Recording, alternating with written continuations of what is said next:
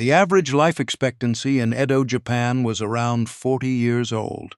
Kaibara Ekiken lived to 84. In an era with no antibiotics, no vaccines, no modern hospitals, no understanding of bacteria or viruses, he lived more than twice as long as most people around him. And he was not a lucky exception. He was a doctor. He knew exactly why people died young, because he had sat beside them when they did. At 83 years old, he sat down and wrote everything he had observed across an entire lifetime of practice. Not treatments, not medicines, not cures, something different. He wrote about the people who never needed him, the ones who came to his door not because they were sick, but because they wanted advice on staying well. The ones who, decade after decade, while everyone around them deteriorated, somehow didn't. He called the book Yōjōkun, The Lessons of Nurturing Life. It has existed for 300 years. And most people who read it say the same thing afterward. Why didn't I know this sooner? Kaibara Ekiken was born in 1630 in the Fukuoka domain on the island of Kyushu. His father was a samurai retainer, not wealthy, not powerful, but educated, which in the Edo period meant something specific. Education in a samurai household meant the Chinese classics, Confucian philosophy, the structured intellectual tradition that defined what a serious person was supposed to know. Kaibara absorbed all of it. And then he went further. He became interested in medicine, not as a profession initially, but as an extension of the Confucian idea that a person had an obligation to understand the natural world. Confucian scholarship in Japan during this period was not purely abstract. It pushed toward direct observation, toward the study of actual things rather than just texts about things. Kaibara took this seriously. He studied plants. He studied the human body. He studied the relationship between what people did and what happened to them. He traveled extensively, unusual for the period, when most people lived and died within a small geographic area.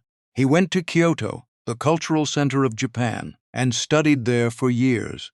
He visited different regions, observed different populations, noted what was different about how people lived in different places, and what effect those differences seemed to have on their health. He was not building a theory. He was accumulating observations. There is a difference. A theory starts with an idea and looks for evidence. An observation starts with what is actually happening and looks for the pattern. Kaibara spent 60 years looking for the pattern. By the time he was 83, he had found it. Or rather, he had found enough of it to write down. The pattern was not complete. It was never going to be complete. But it was enough. He sat down and wrote. The first thing Kaibara addresses in Yōjōkun is something that sounds simple and turns out to be the most important thing in the book. He says the body is not yours. He means this in a specific Confucian sense. The body is something you receive from your parents, from heaven, from the accumulated chain of existence that produced you. You did not make it. You do not own it in the way you own a tool you made yourself. You are, in a sense, its custodian. You are responsible for maintaining it well, not because your own comfort depends on it, but because something was entrusted to you, and you have an obligation to that trust. This framing changes everything that follows. Every piece of advice in the book is not a suggestion for personal optimization. It is a description of what a responsible custodian of a human body does. You don't eat well because it feels good. You eat well because that is how you maintain something that was given to you to maintain.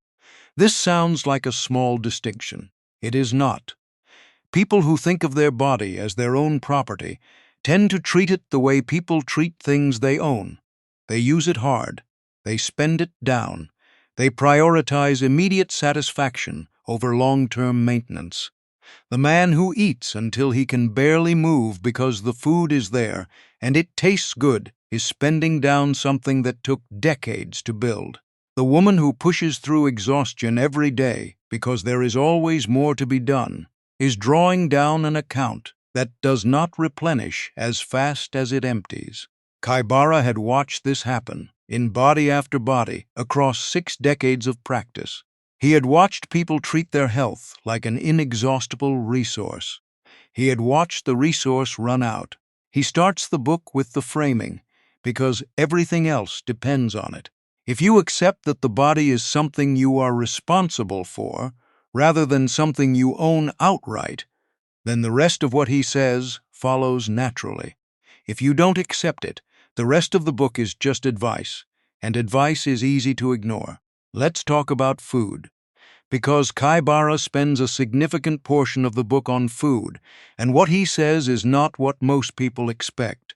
He does not say eat this and avoid that in the way that modern dietary advice tends to work, with specific foods elevated to near sacred status and others condemned.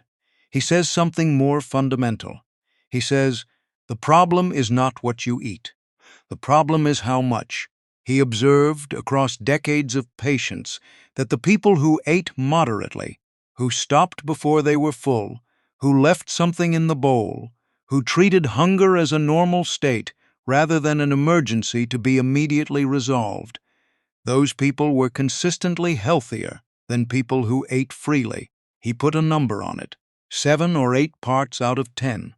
Eat until you are 70 or 80% satisfied, then stop.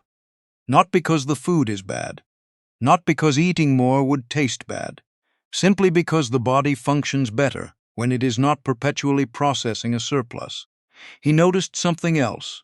The people who lived longest in his observations were almost never the people who ate the most varied, most elaborate, most interesting food.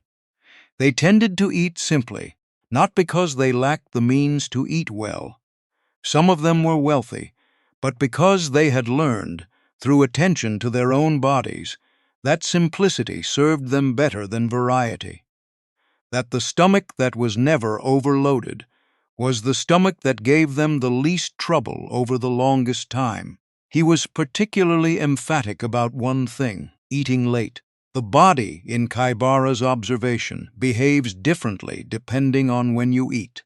Food eaten in the evening, close to sleep, does not behave the same way as food eaten earlier in the day. He couldn't have known the mechanism. He had no knowledge of metabolism, insulin, circadian rhythms. He just knew what he saw. Patients who ate heavily in the evening and went to bed shortly after were consistently less healthy than patients who didn't. The pattern was too consistent to be coincidence. He also noticed the eating speed. The people who ate fast, who consumed a meal in minutes, who barely paused between bites, tended to eat more and felt worse afterward.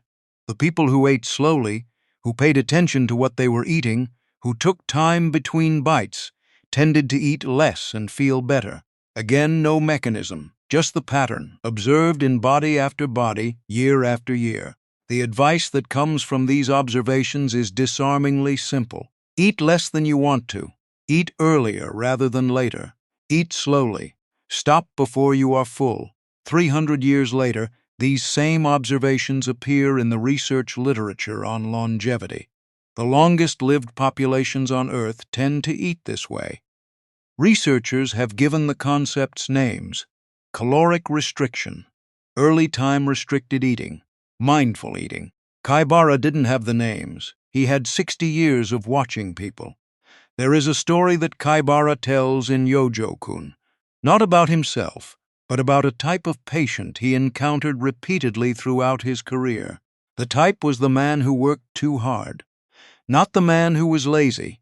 Kaibara was a Confucian scholar and had no patience for laziness, which he considered both morally and physically harmful. He is talking about something different. The man who had so thoroughly internalized the idea that effort was virtuous that he had stopped being able to recognize when effort had become self-destruction. This man worked past the point of tiredness. He worked past pain. He worked past the point where his body was giving him clear signals that it needed to stop, because stopping felt like weakness, and he was not a weak man. He pushed through. And then, usually gradually rather than suddenly, things began to fail. Not dramatically, not with a single catastrophic collapse, just a slow accumulation of dysfunction. The body that was never given enough time to repair between demands finally reaching the point where repair was no longer keeping pace with damage. Kaibara describes watching this happen in patients he genuinely respected, men of real ability and real character who had simply never learned the difference between the effort that builds you and the effort that spends you down. He is equally sharp about the opposite, the man who does nothing. The body that is not used deteriorates at its own pace, regardless of whether you are using it. Muscles that are never asked to work weaken. Joints that never move stiffen. The person who avoids all physical demand in the name of preserving themselves is actually spending down their physical capacity faster than someone who uses their body moderately. The advice that emerges from this is, use the body consistently, moderately, and stop before you are depleted. Not before you are tired. Tiredness is normal and manageable. Before you are depleted. There is a difference between tiredness that sleep resolves and depletion that takes days to recover from. Kaibara draws this line clearly and says, do not cross it regularly. He applies this to the mind as well. Mental overwork was, in his observation, as damaging as physical overwork. The person who could never stop thinking, who brought their worries to bed with them, who could not sit quietly without their mind, filling immediately with the next problem. That person was spending something that needed rest in order to replenish.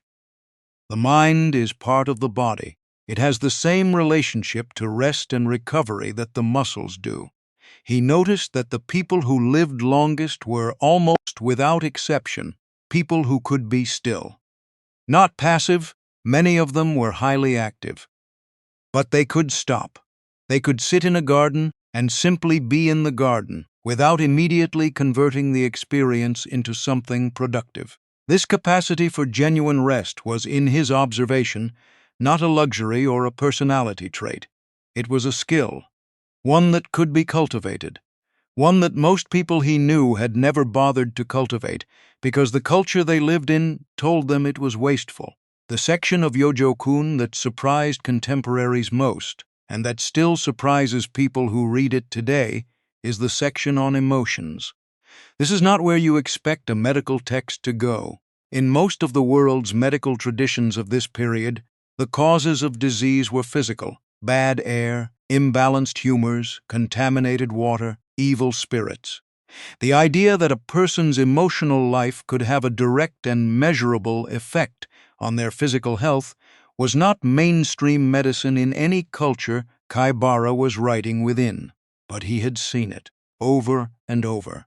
He described what he called the 7 emotions: joy, anger, worry, thought, grief, fear, and shock. All of them normal, all of them appropriate in their proper context, and all of them, when sustained at excessive levels for extended periods, physically damaging. He was specific about this. Not metaphorically damaging, specifically, physically, measurably damaging. Chronic anger, in his observation, affected the liver. Chronic worry affected the spleen. Chronic grief affected the lungs. Excessive joy, and he was careful to include this, because people never expect joy to be on the list, exhausted the heart. He had watched patients deteriorate under sustained emotional burden in ways that had no other explanation. The man whose business failed and who spent years in bitter resentment afterward. His body followed his mind down. The woman who lost a child and was consumed by grief for a decade, her physical health declined in step with her emotional state, in a pattern too consistent to attribute to coincidence. He is not saying, don't feel things. He is not saying, suppress your emotions and present a calm face to the world. He is saying something more precise.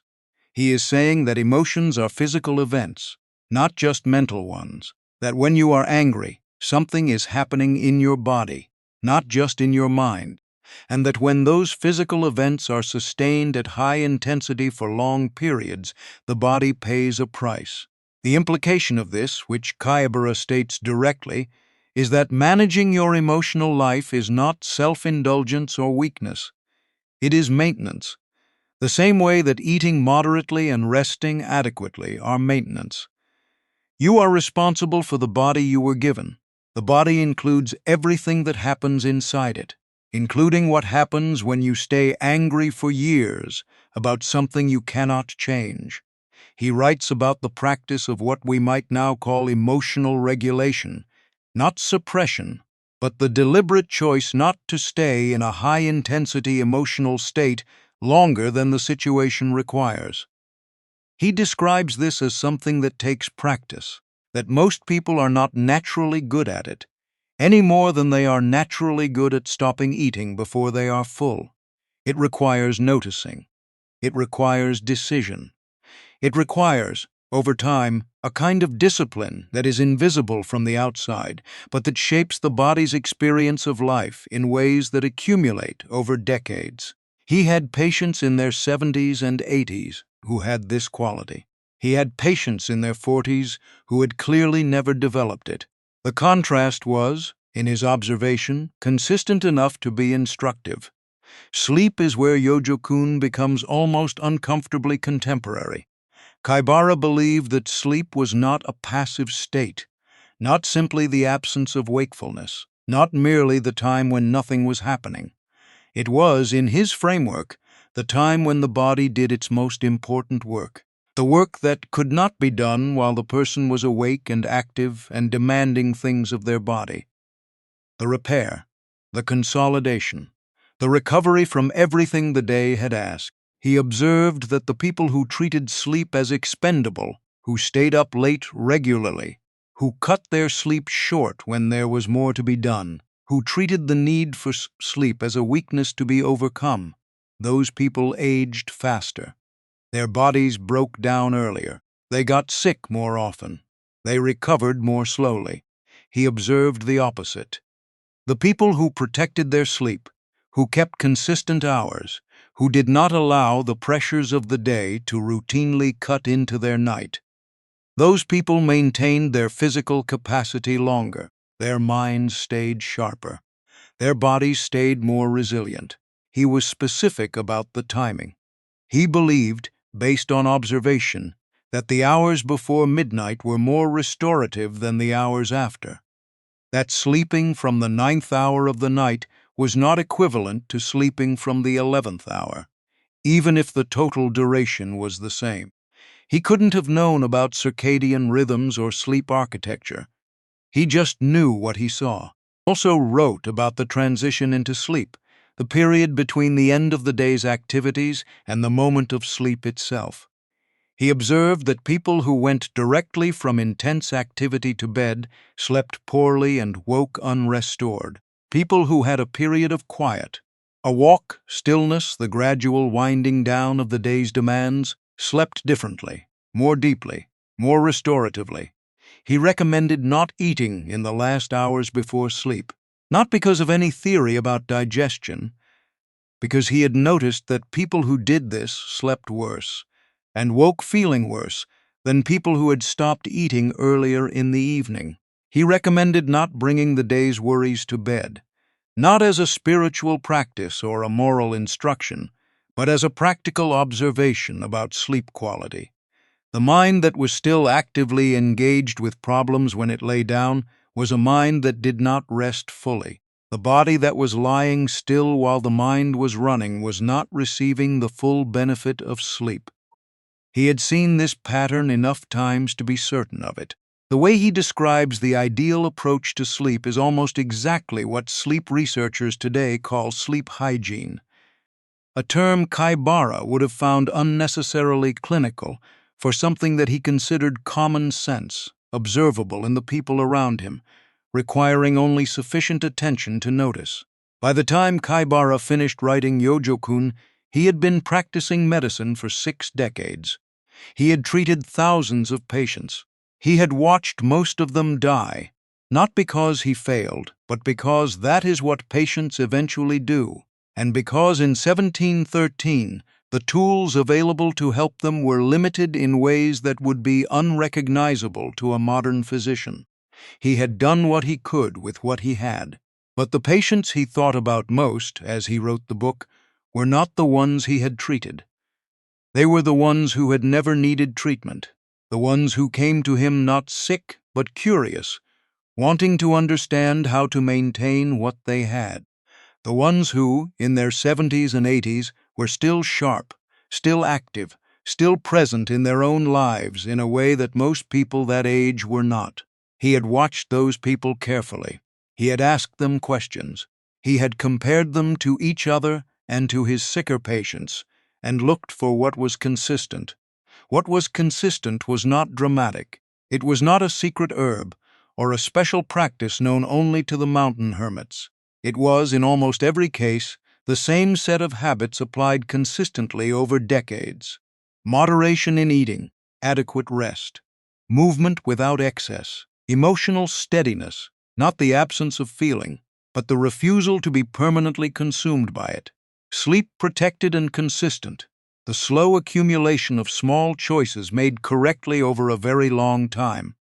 He had seen patients try to compensate for years of bad habits with sudden intense effort, periods of strict discipline intended to undo the damage of the preceding decade. He had watched this fail reliably, in body after body.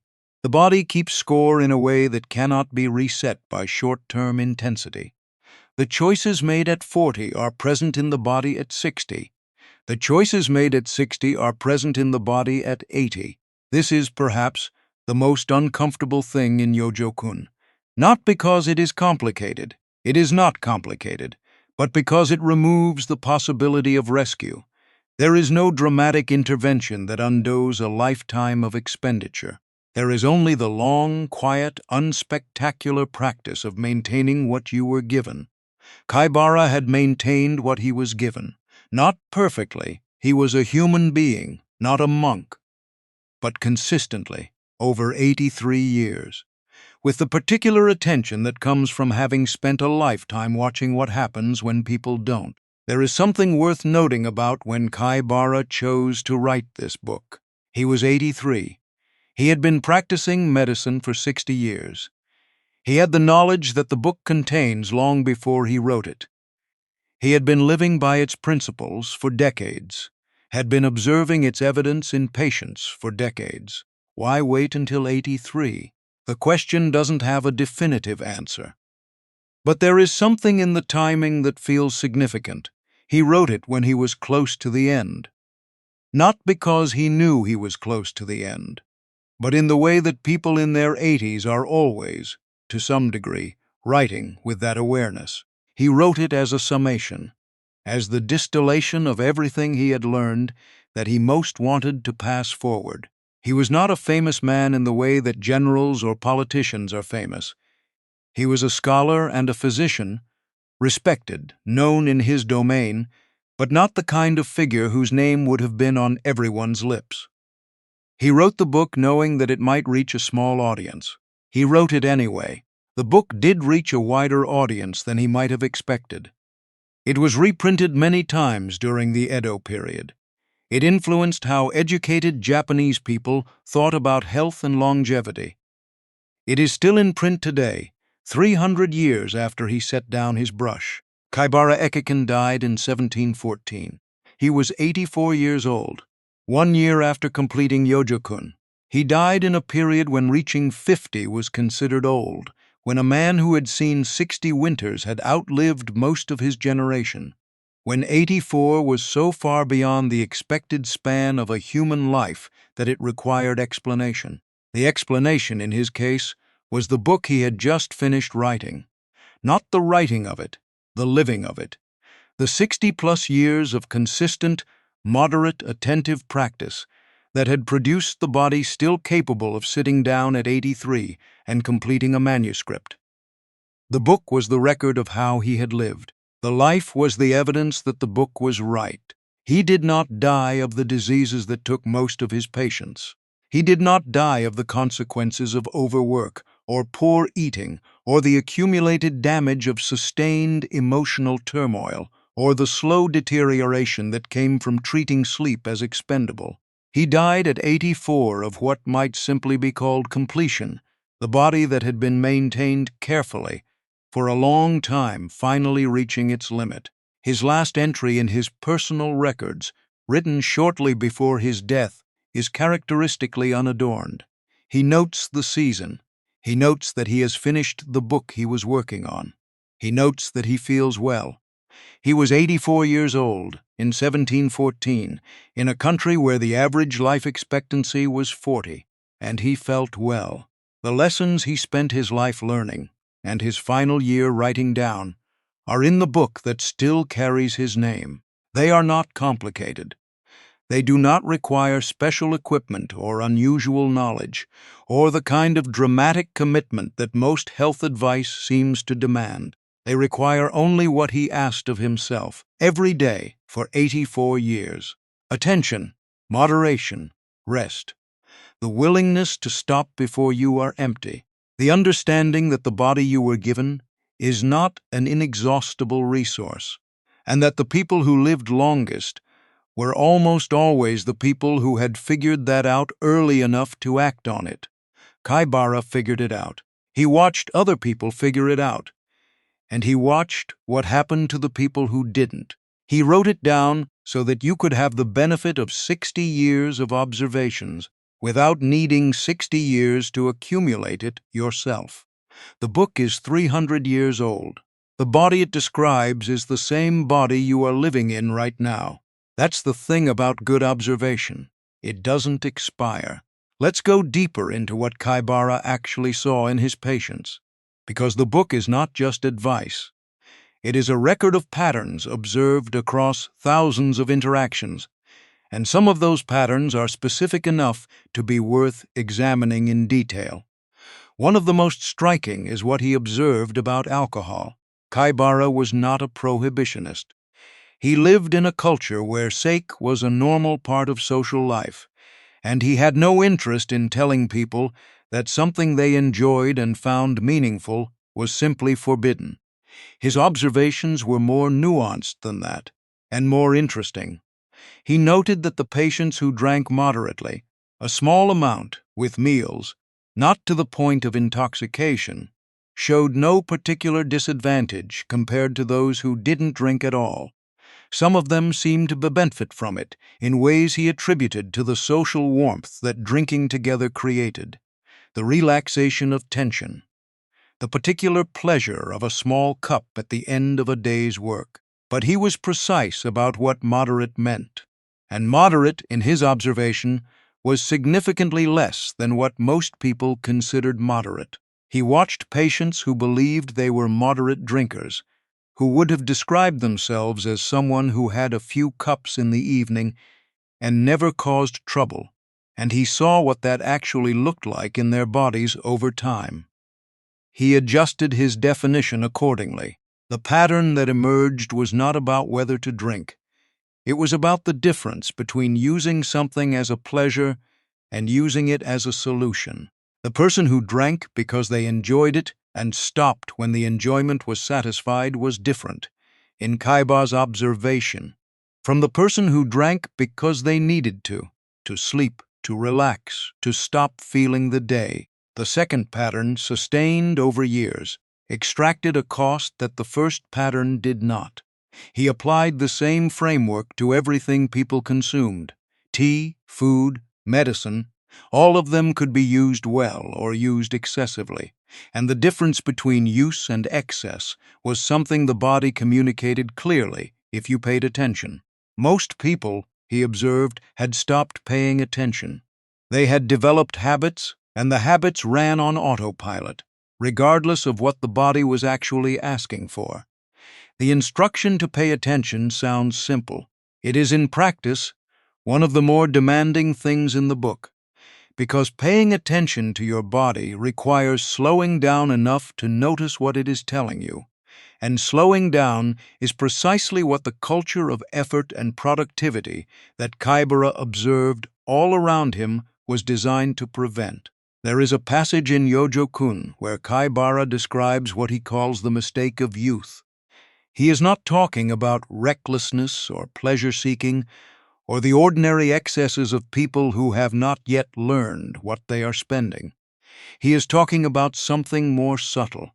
He is talking about the belief, so deeply held by young people that it barely registers as a belief. It simply feels like the way the world is, that the body is invincible, not consciously invincible. Nobody thinks, I am invincible, therefore I will stay up until the third hour and eat without restraint and push through every signal my body sends me. The belief is more operational than that. It functions as an assumption underlying 1,000 small decisions. The decision to skip sleep because there is more to do. The decision to eat past fullness because the food is good and the company is better. The decision to stay in a rage for days because the person who caused it deserves to be raged at.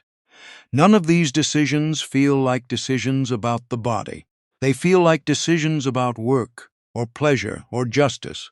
The body is just the medium through which they happen. Kaibara's point is that the body is not a neutral medium. It is a participant. Every decision made in its presence is also a decision made about it. The person who stays up late is not just managing their time. They are making a withdrawal from an account. The person who eats past fullness is not just enjoying a meal. They are asking the body to process a surplus it wasn't designed for. The person who maintains a rage for days is not just experiencing an emotion. They are running a sustained physical process that has metabolic costs. None of these withdrawals is catastrophic individually. That is precisely the problem. The body is resilient enough, particularly in youth, to absorb a great deal of misuse without obvious consequence. The consequence comes later, and comes quietly, and by the time it is legible as consequence, the originating decisions are decades in the past. Kaibara had watched this play out, in body after body, for 60 years. He had sat with patients in their 50s and 60s who were surprised by their own deterioration, who did not recognize themselves in the body they were now living in, who wanted to know what had happened. What had happened, almost always, was the accumulation of decades of small withdrawals made under the assumption that the account was inexhaustible. He writes about this not with judgment, but with a kind of clear-eyed sadness. Most of the patients he describes this way were not bad people or thoughtless people. They were simply people who had never been told, or who had been told and not really believed, that the body keeps an exact record of what is done to it. One of the practices Kaibara recommends that is easy to overlook because it sounds so minor is what he calls regular gentle movement. Not exercise in the sense of dedicated physical training, not the extreme effort of the laborer or the martial artist. Something much quieter. The habit of moving the body consistently through the day. Walks, light stretching, the deliberate avoidance of sitting in one position for so long that the body stiffens into it. He had noticed that sedentary people, people whose work required them to sit still for long periods, who then went home and sat still more, aged in a particular way. Not dramatically, but their joints stiffened earlier. Their digestion worked less efficiently. Their energy levels dropped more steeply with each passing decade. They did not move well, and because they did not move well, they moved less, and because they moved less, they moved worse. He contrasted these patients with people whose daily lives required moderate, consistent movement. Craftspeople who stood and walked as part of their work, merchants who covered ground every day, farmers whose labor was varied rather than monotonous. These people maintained their physical capacity longer, not because they were stronger or more fit in any athletic sense, because their bodies were being used consistently, and consistent use maintained function in a way that intermittent intense use did not. The recommendation that comes from this is not to add exercise to your life. It is to not remove movement from it. There is a difference. Most people in Edo cities moved as a byproduct of their daily life, walking to work, carrying things, standing at their trades. The movement was built into the structure of how they lived. It was not a separate activity that required dedication and willpower. It was just what a day looked like. Kaibara observed that the people who maintained this incidental, structural movement into old age maintained their bodies better than people who had moved less, or who had stopped moving as their circumstances allowed it. He recommended deliberate daily walks, not for cardiovascular benefit, a concept he didn't have, but because he had seen what happened to bodies that stopped being walked through the world on a regular basis. There is one more aspect of Yōjōkun that deserves attention before we return to Kaibara himself, and it is the aspect that is hardest to translate into modern terms without losing something. Kaibara writes extensively about what he calls the nourishment of the spirit, and he means something specific by this that is different from either religious practice or mental health in the modern sense. He means the quality of attention a person brings to their own life. He observed that the people who lived longest were, almost without exception, people who were genuinely present in their own experience. Not in a spiritual or mystical sense, in a practical sense. They noticed what they were eating while they were eating it. They noticed when they were tired before they were exhausted. They noticed the quality of their sleep, the state of their digestion, the way their body felt at different times of day. They had what Kaibara described as a living relationship with their own physical experience. The people who deteriorated fastest were, in contrast, often people who treated their body as something separate from themselves, a vehicle for getting through the day's demands, attended to only when it complained loudly enough to interrupt. These people were often highly functional by external measures, productive, responsible, capable. They had simply stopped listening to something that was trying to tell them things. The practice of listening, attending to the body's signals consistently, adjusting behavior in response, maintaining a kind of ongoing conversation with the physical self. This was, in Kaibara's observation, not a luxury that the fortunate had time for.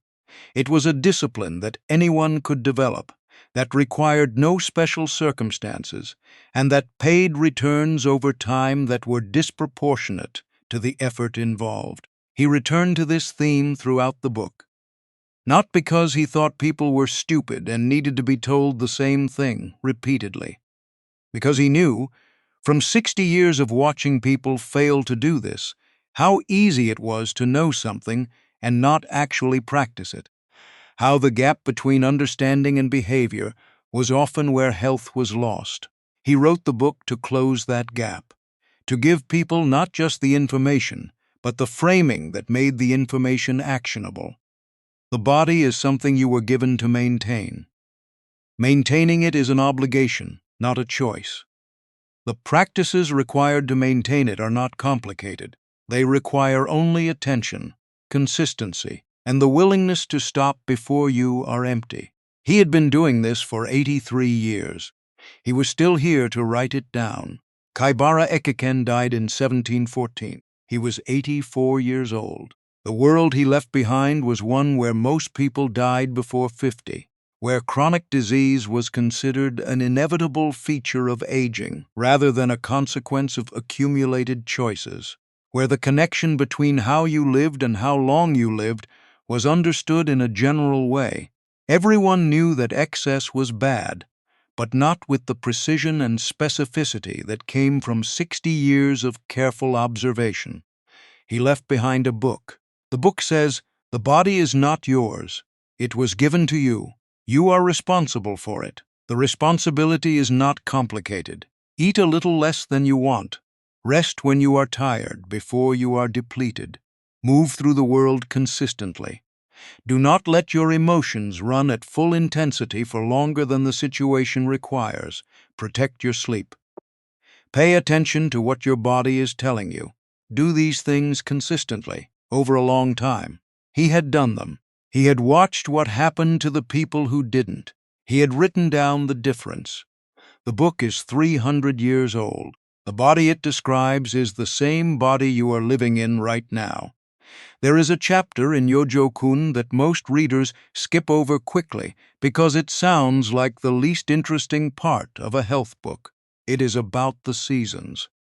Kaibara believed and had observed, in the specific way that he observed everything, through patterns in patient populations across decades, that the body's relationship with the world around it was not static, that what the body needed in summer was different from what it needed in winter, that the person who ate the same food, kept the same hours, and maintained the same level of activity regardless of the season was working against something fundamental in how human bodies function.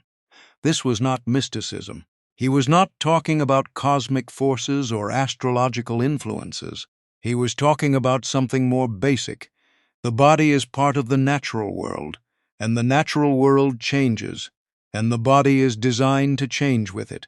In summer, he observed, the body needed lighter food, more water, less effort in the heat of the day. The people who ate the same heavy meals they ate in winter, who pushed themselves through the midday heat with the same intensity they applied in autumn, who treated the body's summer signals, the reduced appetite, the increased thirst, the natural slowing, as inconveniences to be overcome rather than information to be used.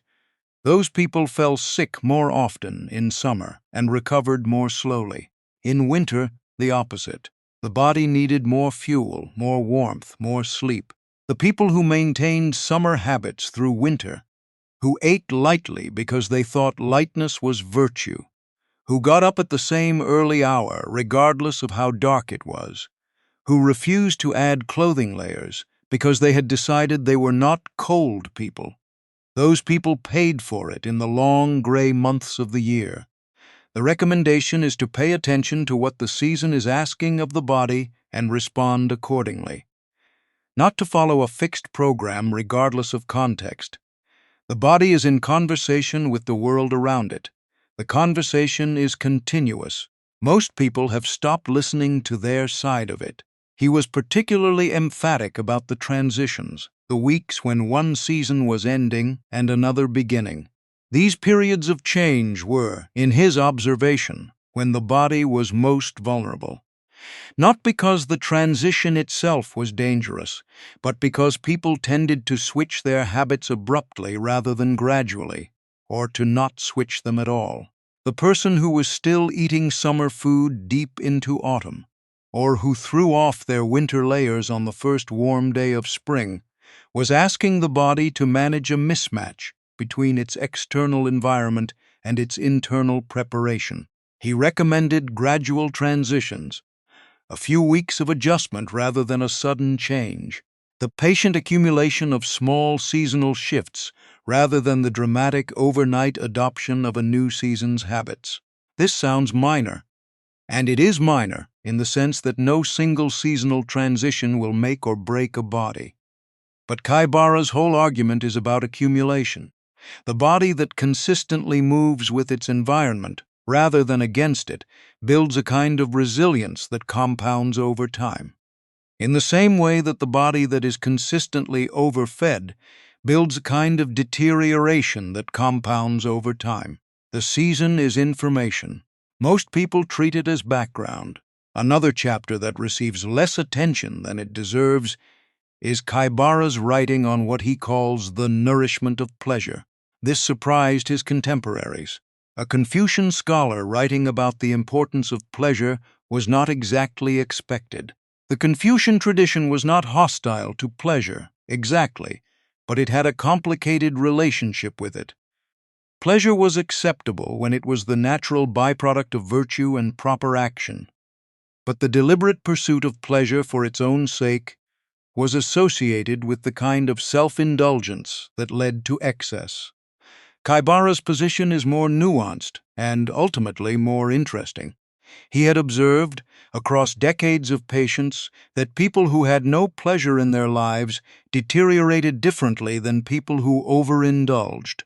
They deteriorated in a quieter way, a way that was harder to see in any individual case, but that was consistent enough across many cases to constitute a pattern.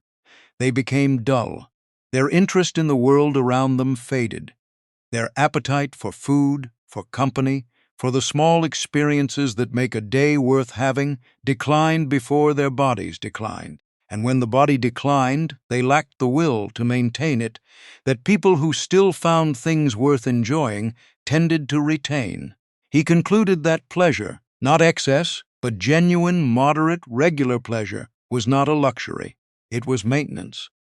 The person who took genuine satisfaction in a small cup of tea at the end of the day, who enjoyed the particular quality of spring light through a paper screen, who found real pleasure in the company of people they liked. That person was maintaining something in themselves that kept everything else functioning better. He recommended cultivating specific, modest pleasures, not grand experiences, not expensive ones, the kind of pleasure that was available every day, that cost little, that could be reliably returned to. A favorite walk, a particular food eaten in season, music, the care of a small garden. He was explicit that the pleasure had to be genuine. Going through the motions of enjoyment, forcing yourself to appreciate things you didn't actually appreciate, performing contentment you didn't feel, did not produce the effect he was describing. The body knew the difference between real pleasure and performed pleasure. Only the real kind produced what he was observing in his patients. This is in some ways the most unusual advice in the book. It requires no discipline, no restriction, no effort of will. It requires only the willingness to notice what actually gives you genuine pleasure and to make room for it consistently. For many people, this turns out to be harder than it sounds. The habit of deprivation is as easy to develop as the habit of excess. The person who has spent years treating pleasure as a reward to be earned, always deferred to after the next task is complete, may find that they have genuinely lost track of what they enjoy. Kaibara would have recognized this as a form of impoverishment. Not moral impoverishment, the deprivation was usually well-intentioned, but practical impoverishment. A narrowing of the inner life that the body noticed and registered even when the mind did not. Kaibara also writes about relationships, about the particular quality of human connection and what it contributes to, or subtracts from, physical health. This was not a standard topic for medical writing of the era. Medicine was concerned with the body's internal processes, its relationship to food and rest and the elements. The idea that the social world a person inhabited could have physiological consequences was not part of the mainstream medical framework, but Kaibara had observed it, not in the abstract, in specific patients, over specific periods, with specific social circumstances that changed and produced observable effects. He had watched patients who were socially isolated deteriorate in ways that were distinct from the deterioration of patients with other kinds of problems. There was a particular quality to it, a dimming, a loss of the kind of interest in the world that kept people engaged with their own maintenance. The isolated patient stopped eating well not because they were sick, but because cooking for one felt like too much effort. They stopped sleeping regularly not because they had sleep problems, but because there was nothing to structure the day around. They stopped moving through the world because there was nowhere in particular they needed to be. He had watched the reverse as well. Patients whose circumstances changed, who moved to a household with people they liked, who found a community of some kind, who developed friendships that gave them somewhere to be and someone to be there with. Those patients often stabilized in ways that had no other explanation, not dramatic improvements, but the quiet halting of a decline that had seemed to have its own momentum. He did not claim to understand the mechanism.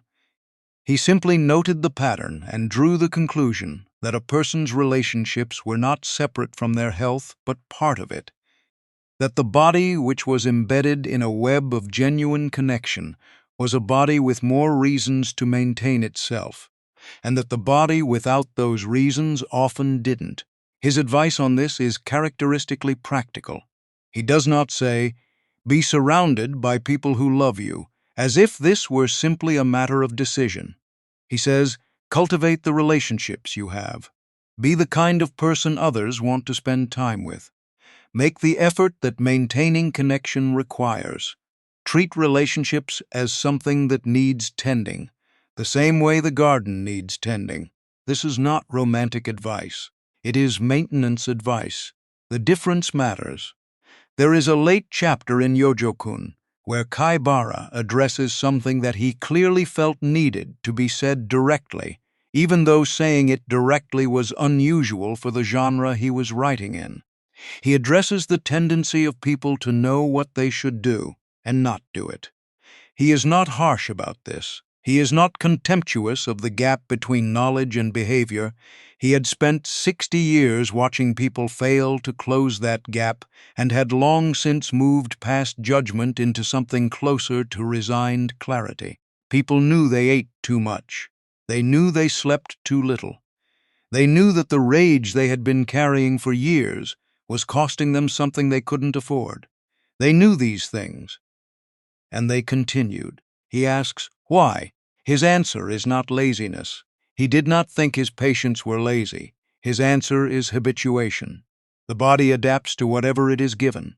The person who has eaten to excess for 30 years has a body that has adapted to that excess, that experiences stopping before fullness not as the comfortable state it would be for someone who had never overeaten, but as a state of active discomfort, of wanting that has not been met. The habit has become the baseline, and any deviation from the habit feels like deprivation rather than moderation. The same is true of sleep. The person who has chronically underslept for years has a body that is adapted to insufficient rest, in the same way that a person adapted to high altitude adapts to thin air. They can function. They do not feel, most of the time, like they are running on a deficit. The deficit is invisible to them because it has become normal, and the same is true of emotional patterns. The person who has spent decades reacting to difficulty with prolonged, intense emotion has a body that runs on that reactivity. The experience of not reacting, of letting something pass through without being consumed by it, feels foreign, incomplete, like something important has been left undone. Kaibara's solution to this is patient, incremental change. Not the dramatic overhaul, not the decision to fix everything at once, which almost never works because it asks the body to adjust to too many simultaneous changes before it has adapted to any of them. Small shifts, held consistently over time, that gradually move the baseline. He uses the metaphor of the river. You cannot redirect a river by standing in it and pushing. You redirect it by slowly, patiently, persistently moving the banks. The river will go where the banks allow it.